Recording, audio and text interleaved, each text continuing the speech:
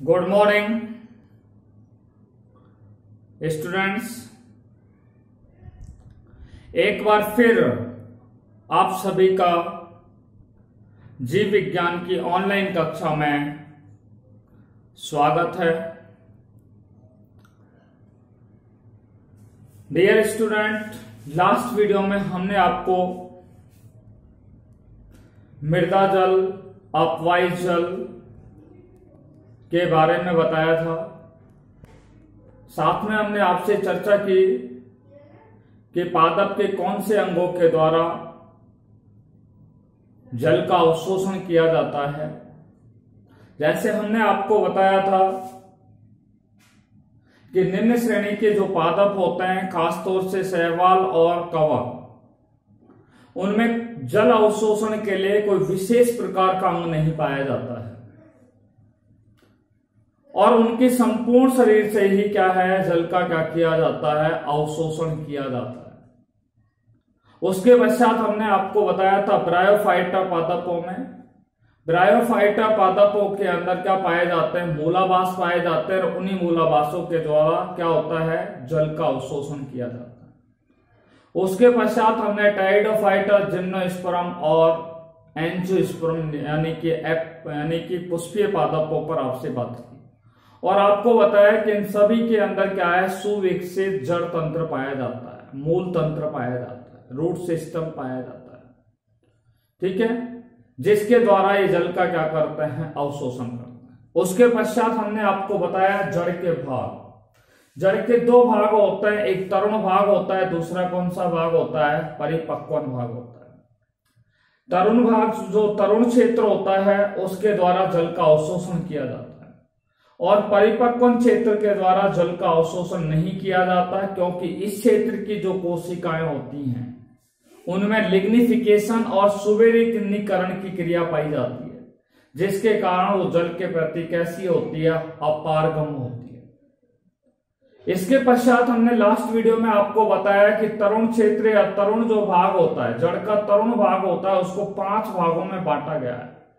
मूलगोप, मूल शीर्ष, दीर्घीकरण या कोशिका विवर्धन क्षेत्र, नेक्स्ट आपको बताते हैं मूल रोम क्षेत्र और लास्ट में आपको बताया था परिपक्वन क्षेत्र। आज हम इन सभी बिंदुओं पर, ठीक है, तरुण भाग के या तरुण क्षेत्र के सभी बिंदुओं पर आज हम विस्तृत रूप से आपसे चर्चा करेंगे। आइए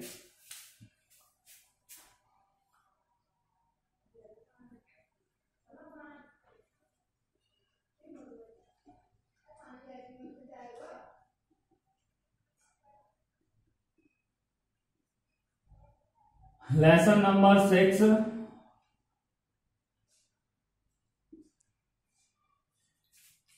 और आपको बता दें पाठ का नाम है water absorption, water absorption and accent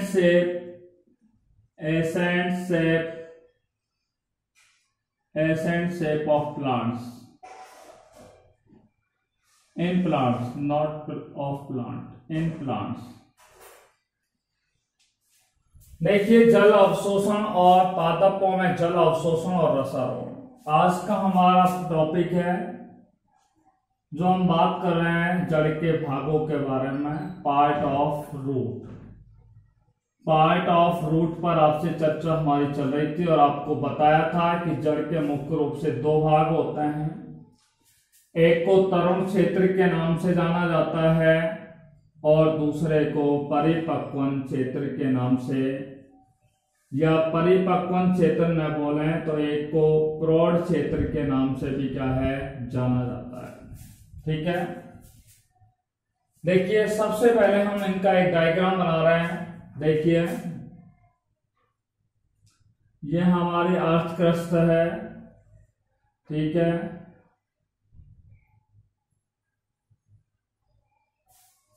हाँ भाई,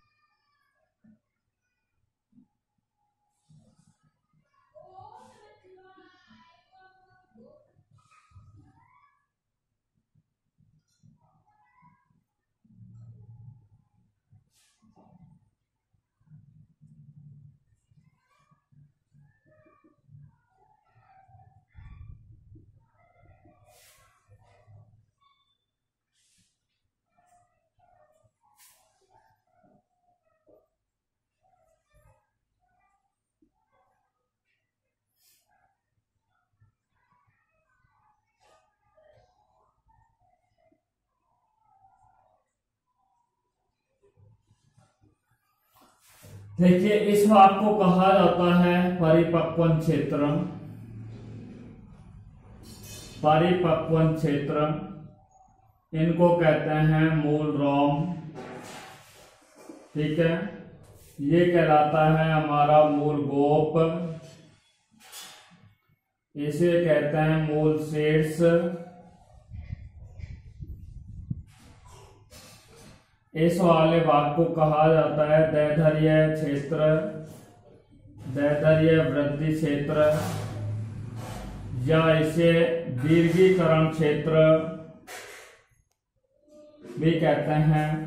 ठीक है, और इस वाला जो भाग होता है, ठीक है, जहां पर मूल रोम पाए जा रहे हैं, इस वाले क्षेत्र को मूल रोम क्षेत्र के नाम से क्या है जाना जाता है। देखिए 1 2 3 4 और ये 5 भाग हो गए। ठीक है, देखिए सबसे पहले हम बात करते हैं मूल गोप के बारे में। पादप के मूल का जो सबसे अग्रभाग होता है, ये पादप के मूल का सबसे अग्रभाग होता है, और इस अग्रभाग पर क्या पाई जाती है, मूल गोप पाई जाती है। पादप की जो जड़ होती है उसके सबसे अग्र सिरे पर, ऑन द टर्मिनल पॉइंट, ठीक है, रूट टर्मिनल पॉइंट जिसको हम बोलते हैं, पादप मूल के जो अग्र सिरा होता है उस अग्र सिरे पर मूल गोप क्या है पाई जाती है।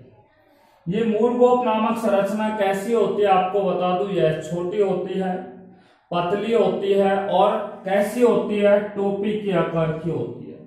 छोटी होती है, पतली होती है, और कैसी होती है, टोपी के आकार की संरचना के रूप में पाई जाती है। ये मूल गोप जो होता है वो मूल शीर्ष के कहां पर पाया जाता है, आगे की ओर पाया जाता है। मूल गोप जो होता है वो इस मूल शीर्ष के कहां पर पाया जाता है, आगे की ओर क्या होता है, स्थित होता है। ठीक है, कहां स्थित होता है, मूल शीर्ष के आगे की ओर क्या होता है, मूल गोप स्थित होता है। या हम कह सकते हैं मूल गोप के पीछे की ओर क्या होता है, मूल शीर्ष स्थित होता है। ठीक है, आपको बता दूं यही मूल गोप जो होता है, ठीक है, यही मूल गोप जो होता है वो क्या काम करता है, मूल का ये शीर्ष वृद्धिकारी जो क्षेत्र होता है उसकी क्या करता है, रक्षा करने का क्या करता है, कार्य करता है। इसलिए हम कह सकते हैं कि मूल गोप जो होता है वो मूल शीर्ष के, ठीक है, मूल गोप जो होता है वो मूल शीर्ष का, ये मूल शीर्ष का रक्षात्मक आवरण क्या करता है, रक्षात्मक आवरण प्रदान करने का कार्य करता है। मूल गोप जो है वो मूल शीर्ष के लिए रक्षात्मक आवरण के रूप में क्या करता है, कार्य करता है। देखिए उसके बाद हम बात करते हैं मूल शीर्ष के बारे में। देखिए मूल गोप के पीछे की ओर, मूल गोप के पीछे की ओर ये क्या पाई गई है, ये संरचना मैंने आपको यहां तक बनाई है, इसे क्या कहा जाता है, मूल शीर्ष कहा जाता है।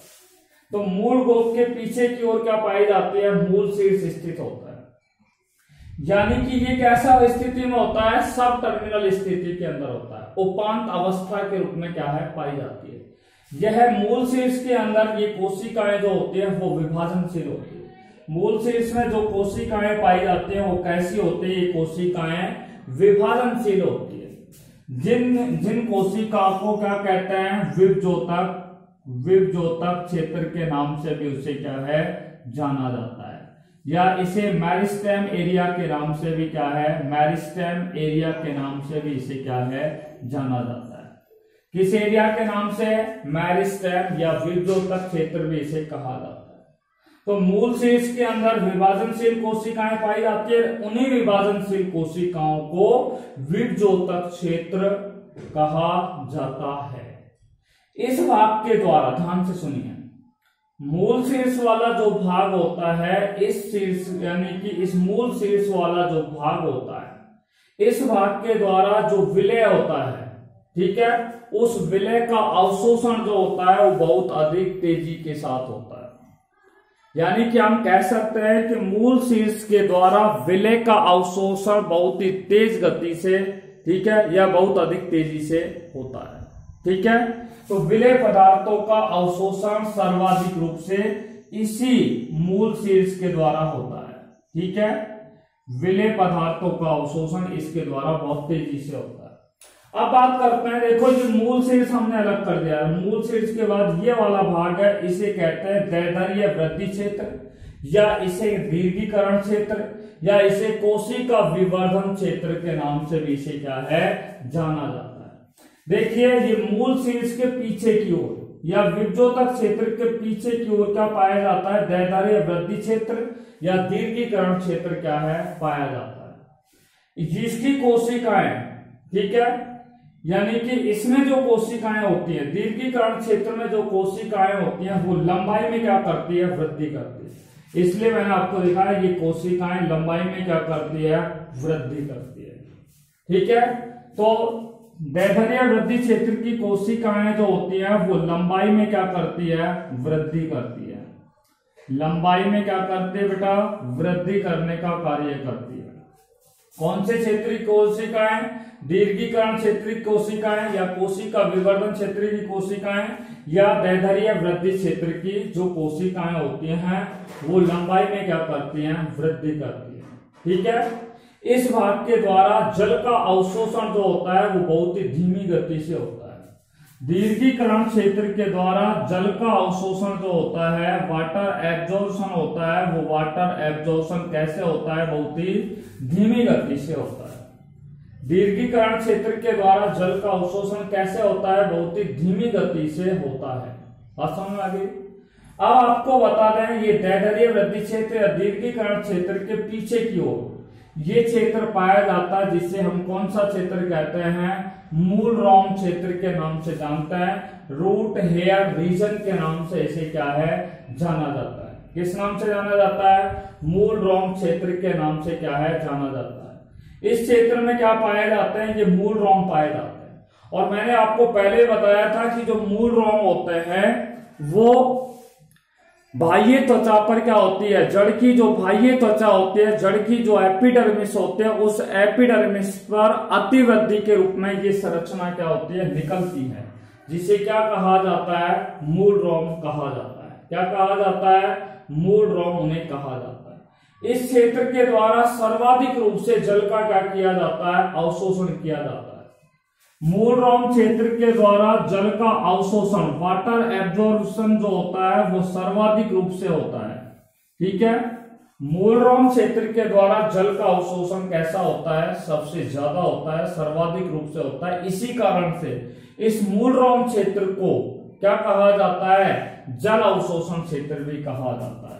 जल अवशोषण क्षेत्र क्यों कहा जाता है, क्योंकि इस क्षेत्र के द्वारा जल का अवशोषण क्या होता है, सर्वाधिक होता है, इसलिए इस क्षेत्र को जल अवशोषण क्षेत्र के नाम से भी क्या है जाना जाता है। मूल रोम क्षेत्र के पीछे की ओर, ये मूल रोम क्षेत्र है, इस मूल रोम क्षेत्र के पीछे की ओर ये कौन सा क्षेत्र पाया जाता है, परिपक्व क्षेत्र पाया जाता है।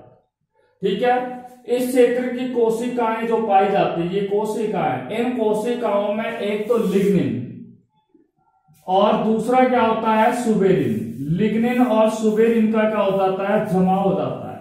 और लिग्निन और सुबेरिन का जमाव होने के कारण परिपक्व क्षेत्र के अंदर जो कोशिकाएं होती हैं, उन कोशिकाओं में लिग्निन और सुबेरिन का जमाव होने के कारण, ठीक है, इनकी कोशिकाएं जल के प्रति कैसी होती है, अपारगम हो जाती है। ठीक है, इसके द्वारा हम कह सकते हैं परिपक्व क्षेत्र के द्वारा जल का अवशोषण का कार्य जो होता है वो बहुत ही कम होता है। ठीक है, यानी कि परिपक्व क्षेत्र के द्वारा जल का अवशोषण बहुत ही कम मात्रा में होता है, बहुत ही कम होता है। ठीक है, तो ये हो गए हमारे पार्ट ऑफ रूट, जिनमें हमने आपसे बात कर ली कि जड़ के दो भाग होते हैं, तरुण भाग और परिपक्व। ठीक है, तरुण भाग को 5 भागों में बांटा है, मूलगोप, मूल शीर्ष, दीर्घीकरण, मूल रोम क्षेत्र और परिपक्व क्षेत्र के नाम से इन्हें जाना जाता है। नेक्स्ट पॉइंट हम पढ़ने जा रहे हैं, आज का अगला टॉपिक है, ठीक है, उस पर आपसे चर्चा करने जा रहे हैं। देखिए,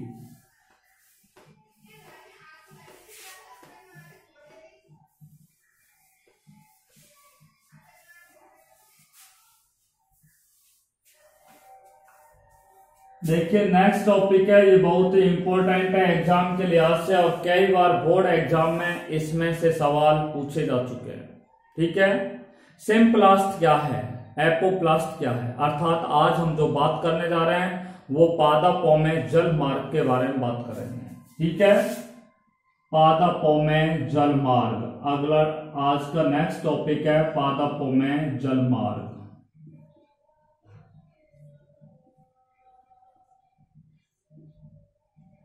water path of in plants, water path in plants, पादपों में जल मार्ग। ठीक है, देखिए आपने अभी देखा कि जो पादपों के अंदर जड़ें पाई जाती है, ठीक है, ये पादप हैं और इन पादपों में जड़ें पाई जाती हैं। जड़ों में क्या पाए जाते हैं, मूल रोम पाए जाते हैं।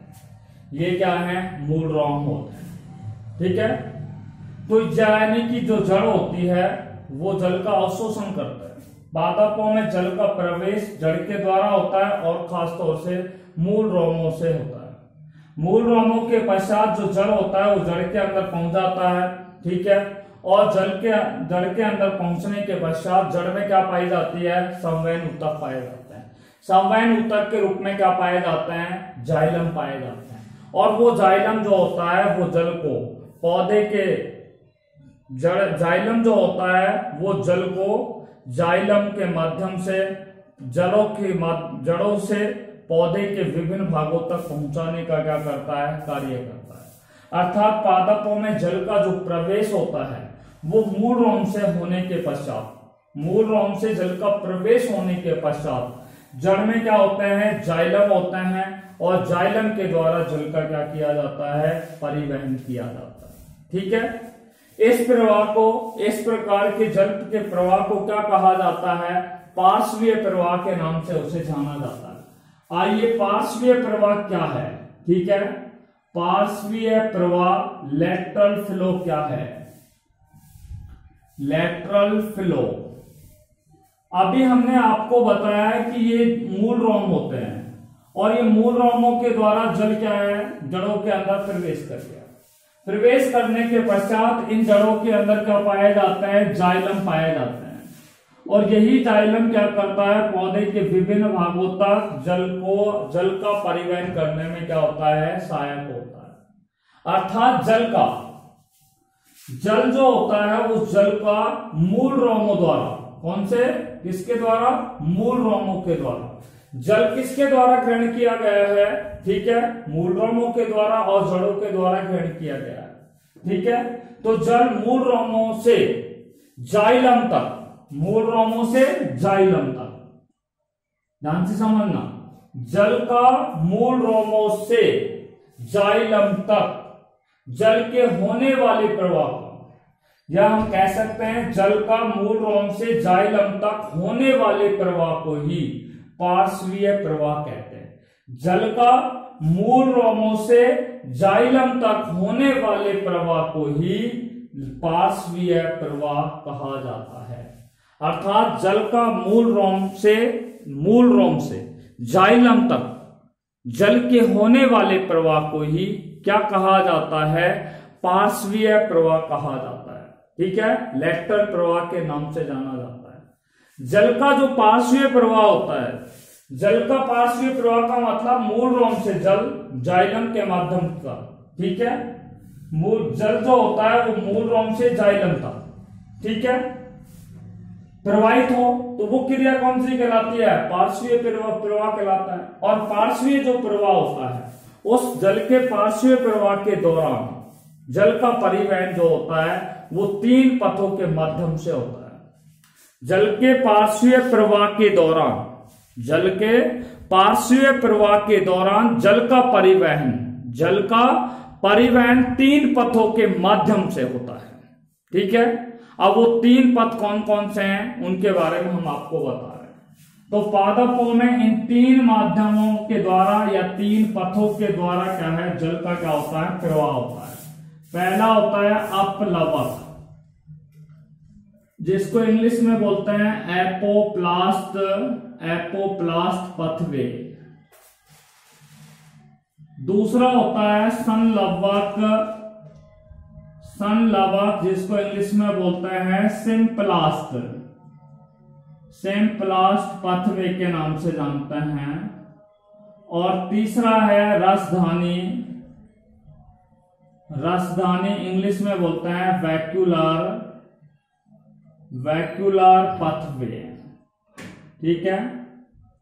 आइए, पादपों में जल मार्ग के 3 होते हैं, अपलवक, संवलक और रसधानी। यह हमने बोला कि जल के पार्श्वीय प्रवाह के दौरान जल का परिवहन 3 पथों के माध्यम से क्या होता है, पूर्ण होता है। ठीक है। और वो 3 माध्यम हो गए अपलवक, संलवक और रसधानी। सबसे पहले बात कर रहे हैं अपलवकों के बारे में। देखिए, पहले हम आपको इसका डायग्राम बना करके दिखा रहे हैं। ठीक है, डायग्राम देखिएगा आप सबसे पहले।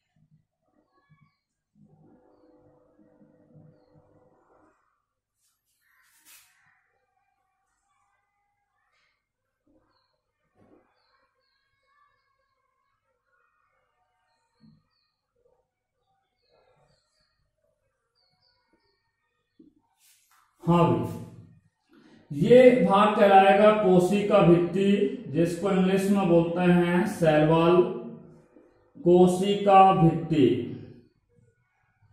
ठीक है। ये वाला भाग कहलाएगा प्रोटोन की कोशिका द्रव्य, जिसको बोलते हैं साइटोप्लाज्म। ठीक है। ये जो भाग है इसे हम बोलते हैं रिक्तिका, वैक्यूल्स। ठीक है।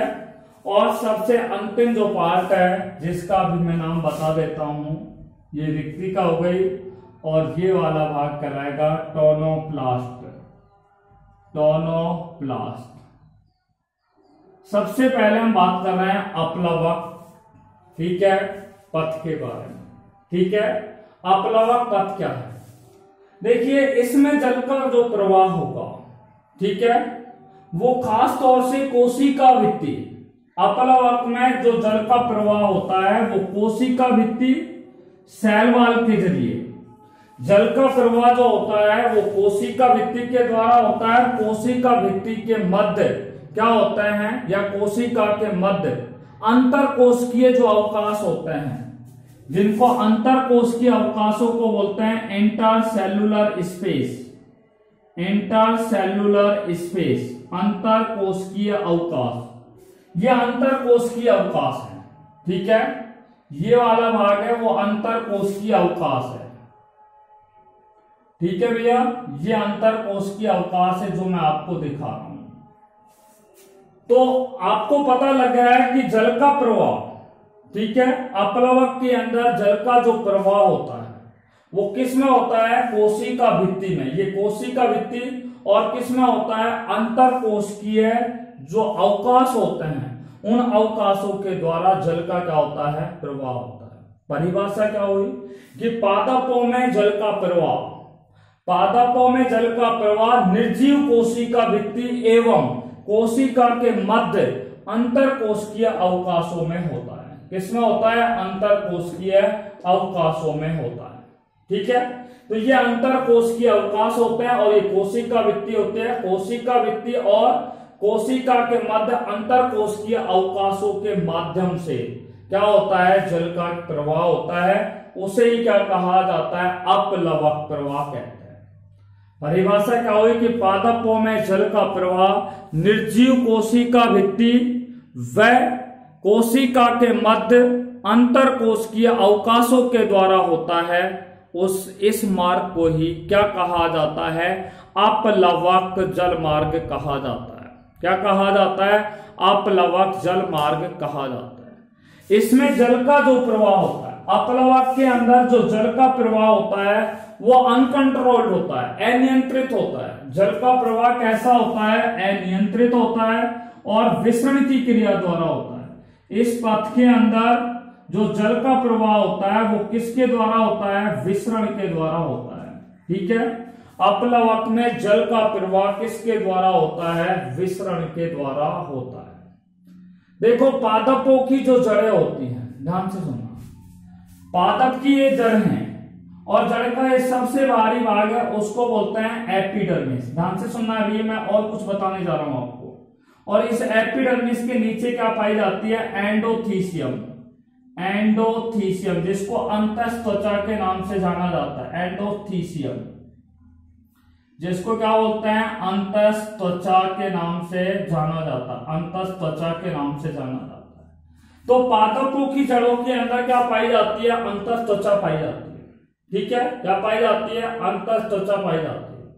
और इस अंतःत्वचा के अंदर क्या पाई जाती है, अंतःत्वचा के अंदर क्या पाई जाती है, कैस्पीरियन पट्टियां पाई जाती है। कौन सी पट्टियां पाई जाती है, कैस्पीरियन पट्टियां पाई जाती है। ठीक है, और इन कैस्पीरियन पट्टियों में क्या पाया जाता है, सुबेरिन पाया जाता है। क्या पाया जाता है, कैस्पीरियन पट्टियों में सुबेरिन पाया जाता है। जो जल के प्रति मैंने अभी बताया, जो जल के प्रति कैसी होती है, अपारगम होती है। इसलिए एंडोथीसियम के द्वारा जल का प्रवाह नहीं होता है। ठीक है, एंडोथीसियम से जल का प्रवाह इस अपलवक विधि के द्वारा नहीं हो सकता है। इसलिए एंडोथीसियम की जो कोशिका कला होती है, ठीक है, या एंडोथीसियम की जो कोशिका से जल का जो प्रवाह होता है वो इनकी कोशिका कला के द्वारा होता है। इस प्रकार के जल मार्ग को क्या कहा जाता है, पार कला जल मार्ग कहा जाता है, जिसे ट्रांसमेम्ब्रेन पथवे के नाम से भी जाना जाता है। आपसे पूछा जाए ट्रांसमेम्ब्रेन पथवे क्या है, ट्रांसमेम्ब्रेन पथवे क्या है, ट्रांसमेम्ब्रेन पथवे। एक बार इस पूरे टॉपिक को हम दोबारा से रिवाइज कर रहे हैं, ध्यान से सुनिए। अपलवक, ठीक है, जलमार्ग क्या है, पादपों में जल का प्रवाह कोशिका भित्ति के द्वारा और कोशिका के मध्य उपस्थित ये अंतर कोशिकीय जो अवकाश होते हैं, ये अंतर कोशिकीय अवकाश होते हैं, उनके द्वारा जल का प्रवाह होता है, उसे अपलवक जल मार्ग कहते हैं।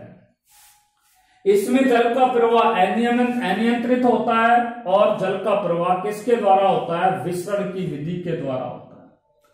पादपों की जड़ों के अंदर, ठीक है, एपिडर्मिस के नीचे एंडोथीसियम पाई जाती है, अंतःत्वचा पाई जाती है। ठीक है, क्या पाई जाती है, एंडोथीसियम पाई जाती है। ठीक है, और एंडोथीसियम की जो कोशिका भित्ति होती है, सेल वाल होती है, उसमें क्या पाई जाती है, मैंने आपको बताया, कैस्पीरियन पट्टियां पाई जाती है। कैस्पीरियन पट्टियों में क्या जमा होता है, सुबेरिन जमा होता है, और सुबेरिन जमा होने के कारण ये जल के प्रति कैसी होती है, अपारगम होती है। अतः इसी एंडोथीसियम के द्वारा, इस एंडोथीसियम से जल का प्रवाह अपलवक विधि के द्वारा नहीं हो सकता। इसलिए एंडोथीसियम की जो कोशिका से, एंडोथीसियम की जो कोशिका से जल का प्रवाह होता है वो एंडोथीसियम की कोशिका कला के द्वारा होता है। उसे क्या कहा जाता है, ट्रांसमेम्ब्रेन पथवे के नाम से उसे जाना जाता है, या जल के इस मार्ग को पार कला पथवे के नाम से उसे जाना जाता है। देखिए, अपलवक के बाद हम बात कर रहे हैं संलवक के बारे में। ठीक है, संलवक को समझने के लिए हमने आपको पहले बताया था, उसको एक बार मैं थोड़ा सा आपके नॉलेज के लिए रिकॉल करने जा रहा हूं, आपको ध्यान से देखिए।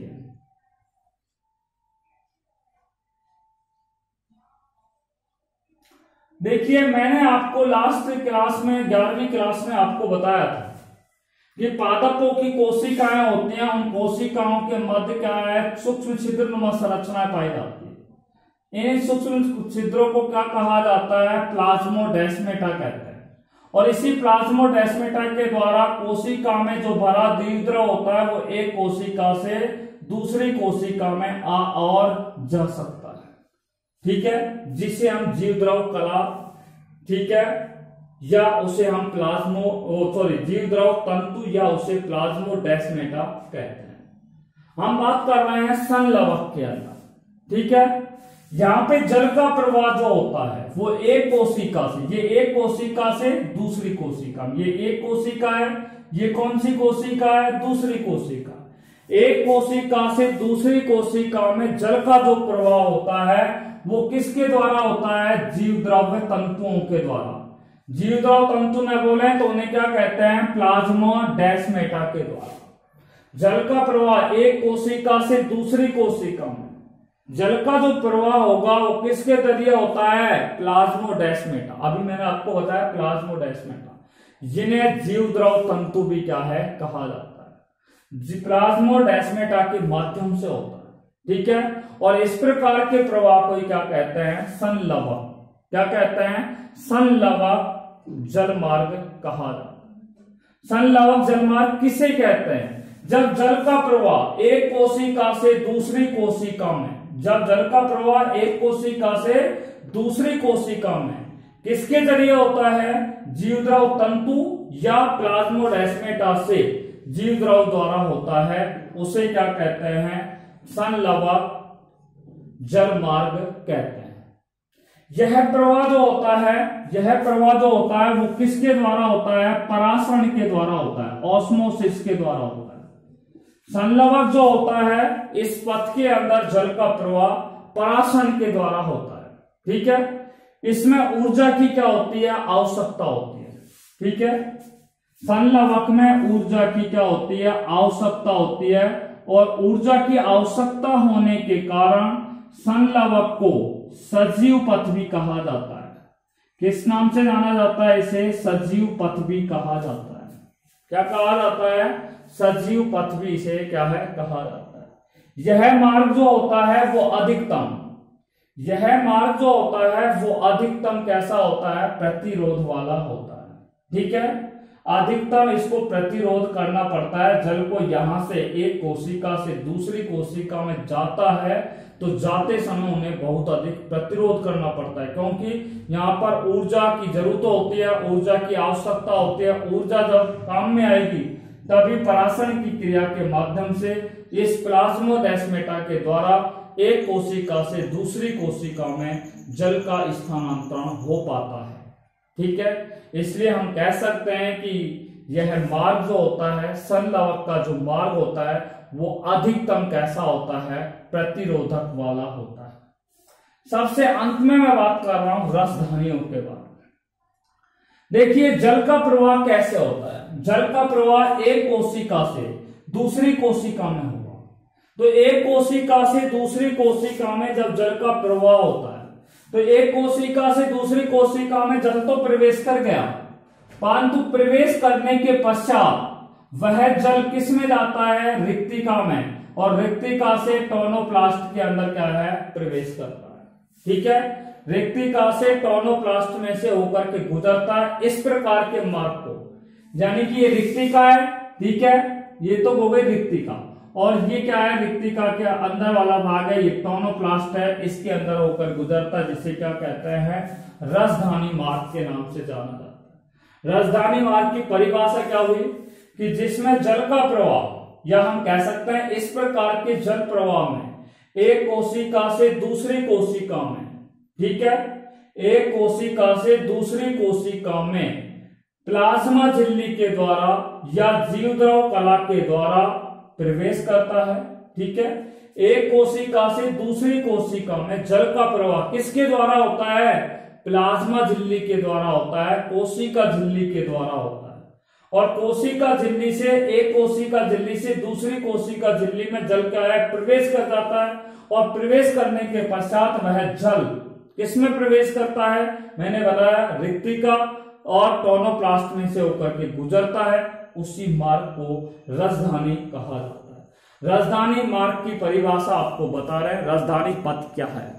इस प्रकार के पथ में जल का प्रवाह एक कोशिका से दूसरी कोशिका में प्लाज्मा झिल्ली के द्वारा प्रवेश करता है। कौन प्रवेश करता है? जल एक कोशिका से दूसरी कोशिका में प्लाज्मा झिल्ली के द्वारा प्रवेश करता है। इसके पश्चात जल जो होता है वो रिक्तिका और टोनोप्लास्ट में से होकर के गुजरता है। इसे ही क्या कहा जाता है? रसधानी पथ कहा जाता है। क्या कहा जाता है? रसधानी पथ कहा जाता है। यह प्रक्रिया जो होती है किसके द्वारा होती है? यह प्रक्रिया भी परासरण की क्रिया के द्वारा पूर्ण होती है। किसके द्वारा पूर्ण होती है? परासरण की क्रिया के द्वारा पूर्ण होती है। और इसमें भी क्या है? ऊर्जा की क्या होती है? आवश्यकता होती है। यानी कि आपने देखा कि राजधानी और संवलक इन दोनों पथों के अंदर जल का जो प्रवाह होता है वो परासरण की क्रिया के द्वारा होता है, और दूसरी बात है यहाँ पर ऊर्जा की क्या होती है? आवश्यकता होती है। जबकि अपलवक में जल का जो प्रवाह होता है वो विसरण की क्रिया के द्वारा होता है, ठीक है, और ऊर्जा की यहां पर कोई आवश्यकता नहीं होती है। There is no need of energy in apoplast पथ में, ठीक है। देखिए इसी के साथ हमने पादपों में जलमार्ग, ठीक है, पादपों में जलमार्ग के जो पथ हैं उन 3 पथों के बारे में आप अध्ययन कर लिया है, ठीक है, अपलवक, संवलक और राजधानी। इसी के साथ ये टॉपिक आज का खत्म हुआ, समाप्त हुआ। Till then take care by corona, be safe and be happy at your home. Thanks very much.